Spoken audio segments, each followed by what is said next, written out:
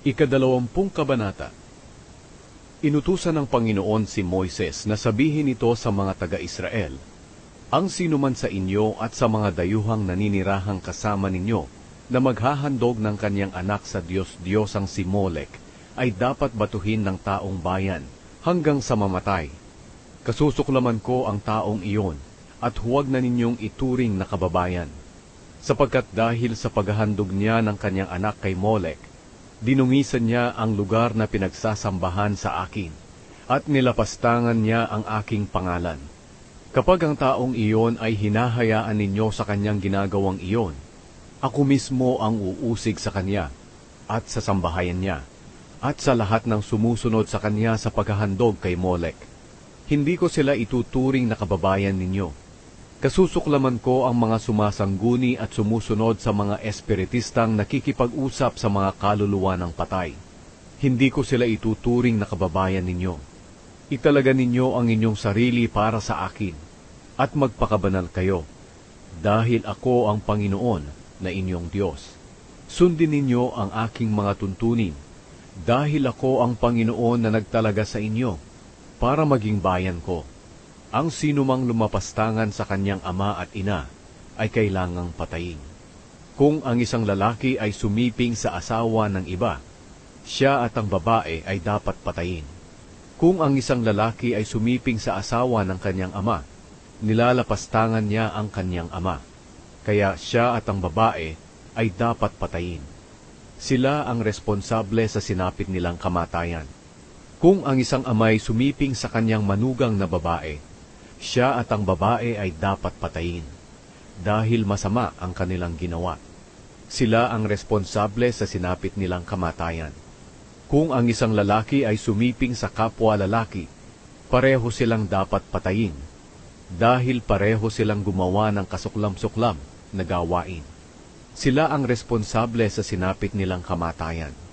Kung ang isang lalaki ay sumiping sa mag-ina, silang tatlo ay dapat sunugin, dahil masama ang kanilang ginawa.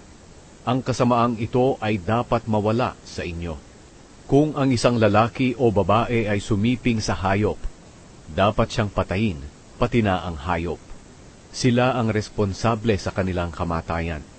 Kung ang isang lalaki ay magpakasal sa kapatid niyang babae at sumiping dito, maging ito'y kapatid niya sa ama o sa ina, inilalagay niya ang kanyang kapatid sa kahihiyan, kaya dapat siyang managot. At dahil masama ang ginawa nila, huwag na silang ituring na kababayan ninyo. Kung ang lalaki ay sumiping sa babaeng may buwanang dalaw dahil gusto rin ng babae, silang dalawa ay huwag na ninyong ituring na kababayan. Kung ang isang lalaki ay sumiping sa kanyang tiyahin, inilalagay niya sa kahihiyan ang kanyang tiyahin. Silang dalawa ay dapat managot sa kanilang ginawa. Kung ang isang lalaki ay sumiping sa asawa ng kanyang tiyuhin, inilalagay niya ang kanyang tiyuhin sa kahihiyan. Silang dalawa ay dapat managot at mamatay na walang anak.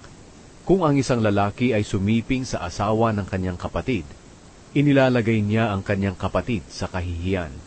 At dahil masama ang ginawa nila, mamamatay silang dalawa na walang anak. Sundin ninyo ang lahat ng tuntunin at utos upang hindi kayo paalisin sa lupaing padadalhan ko sa inyo, para roon kayo manirahan. Ang mga taong paaalisin ko sa lupaing iyon ay gumagawa ng mga kasamaang ito, at dahil dooy itinatakwil ko sila.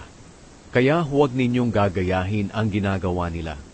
At ayon na rin sa aking sinabi sa inyo, magiging inyo ang kanilang lupain.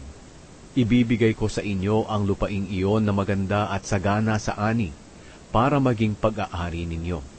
Ako ang Panginoon na inyong Diyos, na humirang sa inyo mula sa mga tao. Dapat ninyong malaman kung aling mga hayop at mga ibon ang malinis o marumi. Huwag ninyong dudungisan ang inyong sarili sa pamamagitan ng pagkain ng mga maruming hayop na ipinagbawal ko.